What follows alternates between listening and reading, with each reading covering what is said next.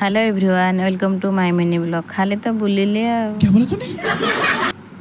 आज बाहर जाइल माँ मंगला झाम जात्रा देखापी से सब जो मीना बजार पड़ी मो भौणी बाहर जाइल आम दी भौणी देखापी जे बुलाबुली कलु ये शिल पड़ता देखलु फाइनाली ड्रीम चूड़ी जो चूड़ीटा ट्रेंडिंग चलती से चूड़ीटा मो पाखे नाला फाइनाली मिलगला ये चूड़ीटा देखिए मुझे बहुत खुशी होगली आ किणिकी भी आनिली से चूड़ीटा को एत सुंदर लगुला से चूड़ीटा मन होता सब जानापी आनीपारे गोटे आने पड़ा तापर दी भौणी आम मेला भलसे बुलिलु बुलाबुली सारिलु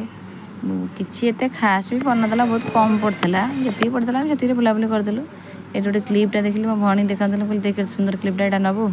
कि आम दुटा क्लचर कि सारी आगे से मना कला ना मुझे नेबिनी यहाँ आसलु दी भौणी जाक आसला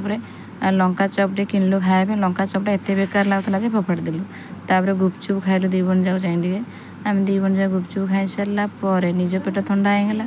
घर पर भी किसी आणिक आसबू ना नहीं ये घर पर पकुड़ी छणा गरम गरम पकुड़ी दे घर पर धरी घर को आसिले रही जय जगन्नाथ।